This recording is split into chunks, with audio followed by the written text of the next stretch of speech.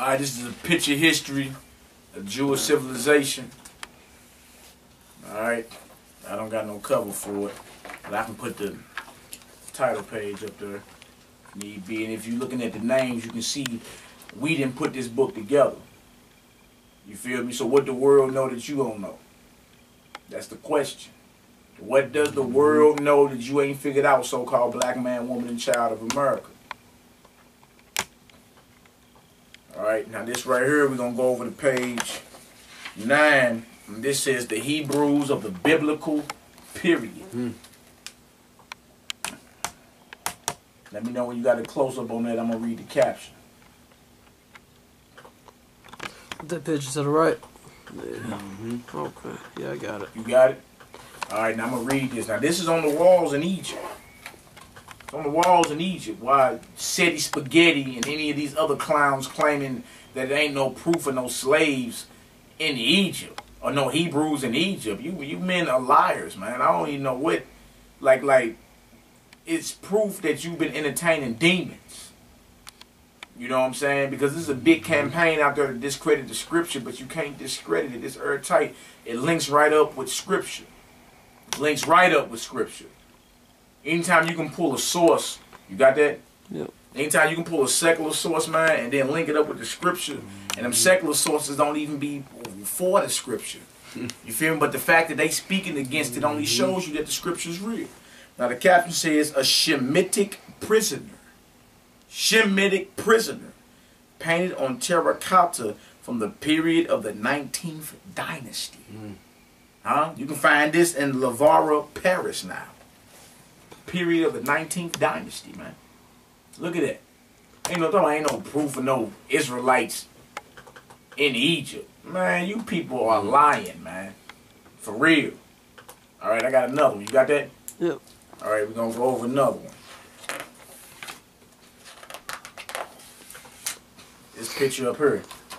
To my right. Get a close-up on that. These are slaves in Egypt. With yokes of iron around their neck, like yokes of iron will put around your neck here in the Americas. But notice their color. Very dark. So one dark-skinned nation conquered another dark-skinned nation. You see that?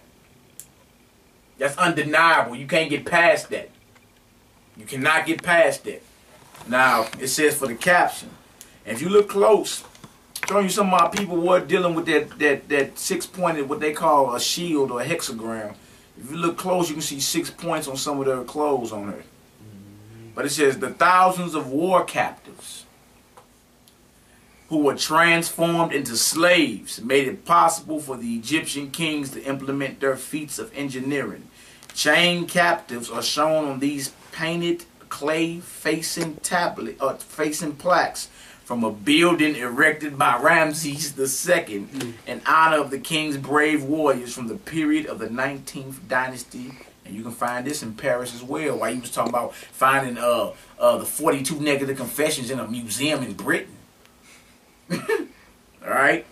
And these are brothers that was chained captives in Egypt. You can't get past that. You cannot get past that. Let's get that Exodus, brother. Let's read that Exodus. Also, brother, while you was doing that, I went on and looked up that founder of Egyptology. Okay. Yeah. Why they trying to say the Bible is a white man's religion? Right. Egyptology came post or after the 1611. Yeah, it did. So right here, go ahead and get that to you. Check it out. Show that to him. You got the camera. Yeah, show it to him. And we John Francis. John Francis who? Champollion.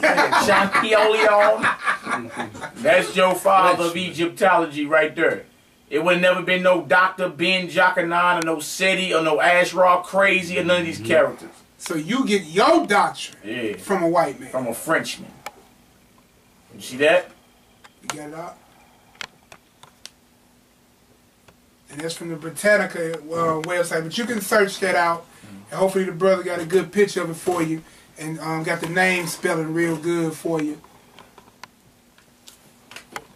Because it's right there, big. Did you get that name spelling out? It's Yeah, I got Jean, Jean dash FRANCOIS space CHAMPOLLION. You can Google that, and it's with the world of information world right at your fingertips. You can find out all that you need to find out about who was the founder of the scientific Egyptology. Yeah, we got another one right here.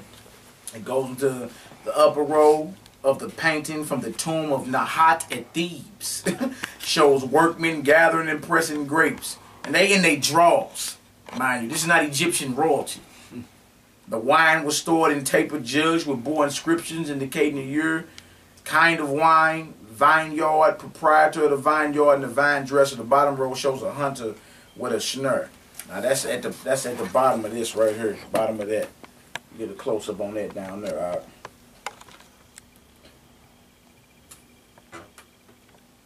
You can't get around that, man. And remember, this book is called a pictorial history of Jewish civilization, man.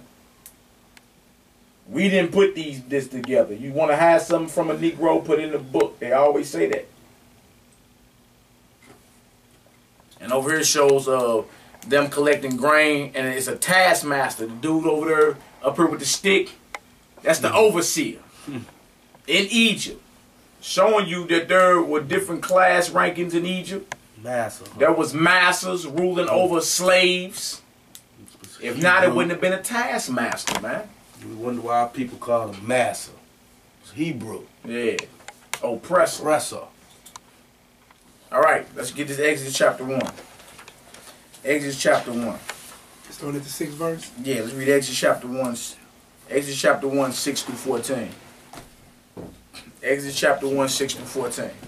You got it out? Got it. Go. Exodus chapter 1, starting at the 6th verse. And Joseph died, and all his brethren, and all the generation.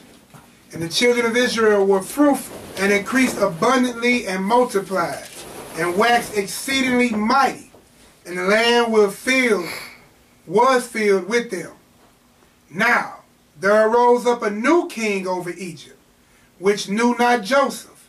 And he said unto his people, Behold, the people of the children of Israel are more and mightier than we.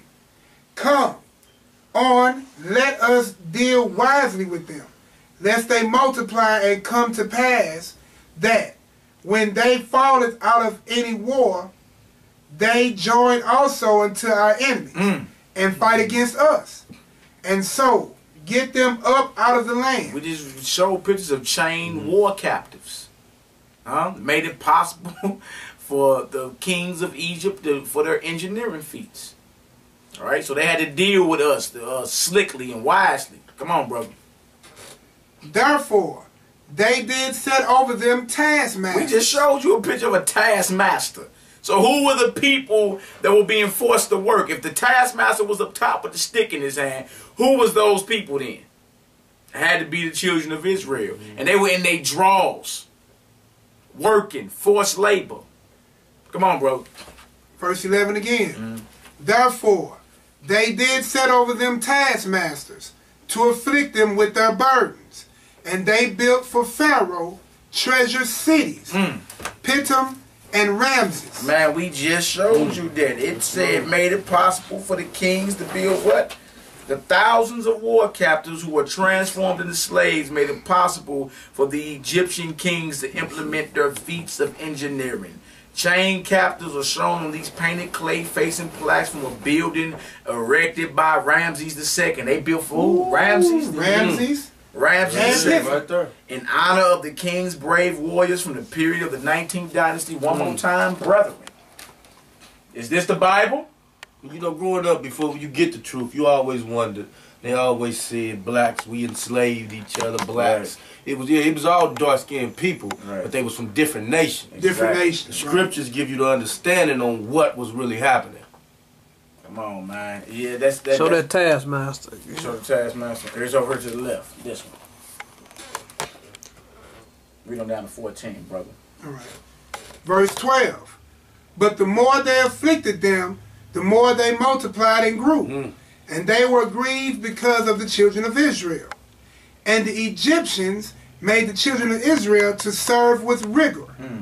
And they made their lives bitter with hard bondage. See that? Sound familiar? Like the picking of cotton from sun up to sundown, like the raping, the castrating, the lynching, the burning at the stake.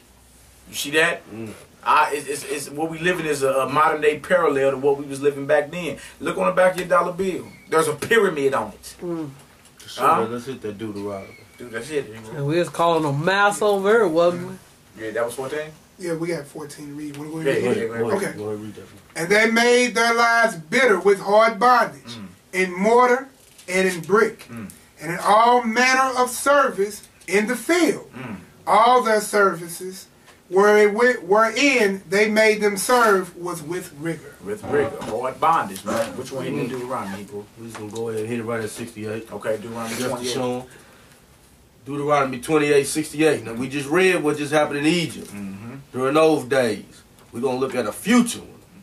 28:68. And the Lord shall bring thee into Egypt again with ships. With what? With ships. So you going back into bondage by way of ships. Exodus 20:2. I am the Lord your God, which have brought thee out of the land of Egypt, out of the house of bondage. Egypt means house of bondage. You going back into the house of bondage of slavery, but this time by ships. So who and when did that happen? Every Negro in America can relate to that one. You arrived here by way of cargo slave ships, man. That prophecy applies to you. All right, come on, bro. By the way whereof I spake unto thee, thou shalt see it no more again. We ain't seen Jerusalem since we left Jerusalem, man. That's right. That is all 12 tribes. That's right. Come on, brother. And there ye shall be sold unto your enemies for bondmen and bondwomen. And in this captivity, you're going to be sold to your enemies.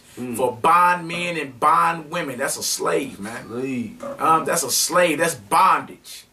That's the removal of all culture, identity, any type of understanding of who you are as a people. That's in the Bible. That don't apply to Steven Spielberg and them gutter rats that call themselves Jewish. Come on, brother. And no man shall buy you. If you go into the Hebrew, it means redeem you. So none of your leaders that you trusted in